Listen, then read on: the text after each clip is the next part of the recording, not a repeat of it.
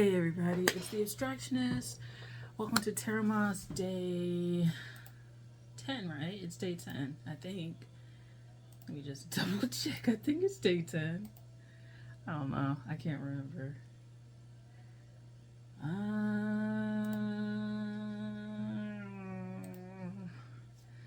Let's see if it's day 10. I think it is. Yeah, it is. Okay, so I had to figure. I was like, what day is it? It's daytime. Okay, cool. The heat's coming on. Great. Had to jimmy break that. Okay. Anyway, so I got two things from Barnes and Noble related to astrology, really. And so I decided to pick these up because I wanted to track the astrology of 2024 a little bit more. Because I don't have any clear websites that I go to as far as my astrology. I'll just look up stuff.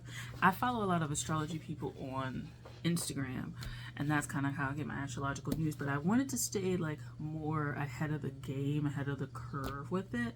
So for that reason, the first one I got is the Farmer's Almanac, which is just the basic kind of thing. So it is the US. So, yeah. Farmer's Almanac for 2024. So Farmer's Almanac is kind of just a bunch of stuff put together.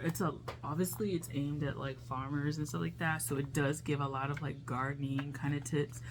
But the cool thing is that it actually also gives quite a bit of details about astrological things. So moon cycles, eclipses, stuff like that is in here.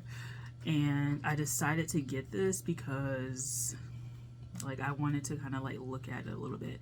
So what they did was they had the last 4-ish months of 2023. So it looks like this. You just kind of read it. It's like a table like that, right? So it'll give you what sign the moon is in. It'll give you a bunch of different stuff, our different holidays and things. Little fun facts on here too. And it does come off a little bit cluttered, but you can follow it. So it has the zodiac signs, so Virgo, Libra, the different moons, the dates, stuff like that. Different times. Then you have the moon's placement astrologically right there. And it goes through right in this thing. And then it has different holidays and stuff like that. That day's length, twilight, all that kind of stuff. It's just to me that's very interesting because I also want to get into low-key a little bit of farming. Times are strange, and that's all I'll say about that.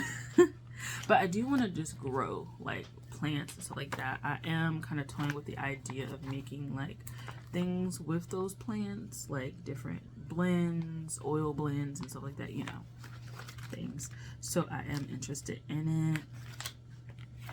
They have a little section on here,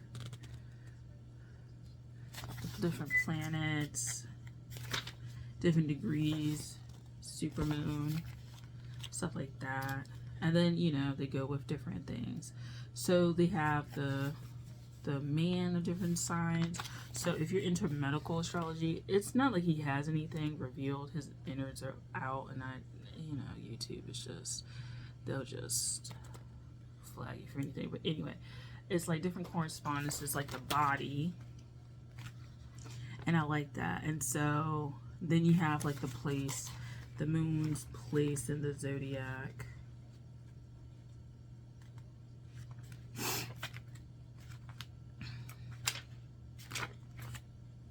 Yeah, so then you got that. You got the whole table right there. That's it. So I feel this is one of those ones that is pretty okay. Yeah, and so you have January starting off 2024, and it gives you all the way until December of 2024. And, you know, I'll read the other, you know, little things that they have. But it's just a good resource. And it's kind of like a well-known resource when it comes to like gardening, farming, and then moon cycles especially. But they've probably just stepped their game up to include like astrology at large at some point. But yeah, so Farmer's Almanac, you can pick this up pretty much, I think, like not convenience stores, but like if you live in a country, like a general, like a Walmart, Walgreens, something like that, something in the planting section, you might be able to find it in the US. I found this at Barnes & Noble, so like a bookstore will probably have it as well, gardening store, things like that. Most likely you'll be able to find it there. So there's that.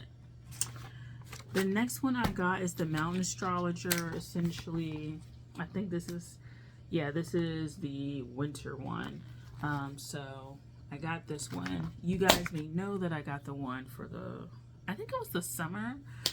And then I don't recall seeing another one. So I know it probably was a fall one. But I think this one, this is kind of like, it's supposed to be the winter. So yeah. So it says, charting the year ahead, the power of Neptune, Lilith, and the Black Moon, queer medieval astrology. So these are some of the topics that they have going on. And then they, like, of course, they just have all of the, like, advertisements and stuff like that. And one day, I'm going to take one of these people up when they offer. So they have articles. They got Think Like an Astrologer. That's really cool. Turning Point of the Years, like book reviews. They have comics. Mastering the Joy of Small Moments Every Day. That's an article. Some different charts. When Walls Collapse and Heroes Rise.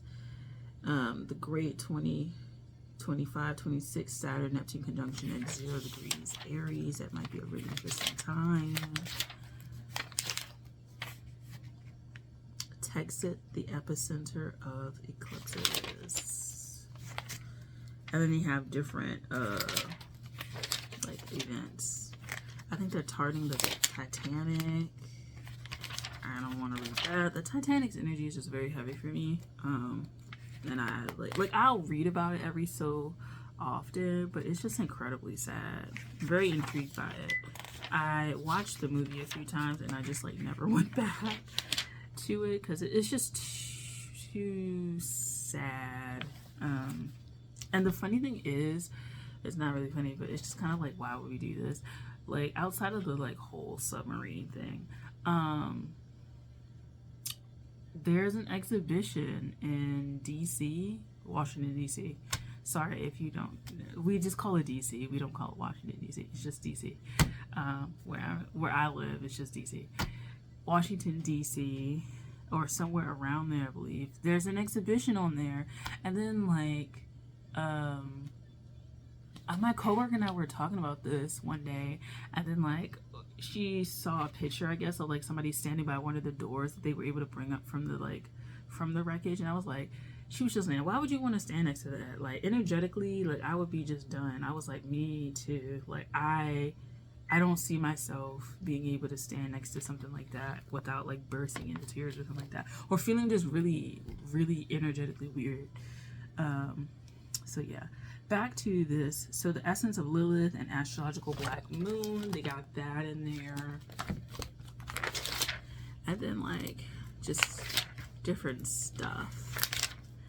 So yeah, I do want to figure out what kind of course I'm interested in. This one may be leaning in a little bit to Chinese astrology a little bit. So that's this article. But yeah, I just decided to pick these up to start because I need to like make readings for these things, and I want to make readings as on schedule as I possibly can, and I want to make sure that like I'm on the I'm doing the right topic, because sometimes I'd be like, I'll feel like I'm doing like like I'll read somewhere that it's like the moon in this, you know, the moon in like Cancer, and then like I'll look it up and it's really the moon in like Leo, and I'm like, where am I, like, where where am I getting confused at? So I really want to like do that. And then they have different like stuff like this, so I kind of feel like, yeah, I'm getting into it. Cancer full moon, right? So we end the year as far as moons go with Cancer full moon, so right around Christmas according to that. And then yeah, it's just giving a bunch of like full moons, new moons information. So yeah, that's about it. Are you guys reading any of these like kind of astrology books? If so, what are your recommendations? I think I will try to subscribe to a few like astro zines, astro kind of places, not just following Instagram profiles, like actual practitioners of astrology, actual, you know, astrologers. So yeah, there's that. So thanks for watching day 10. Yeah, thanks for watching. So I'll see you guys later. Bye.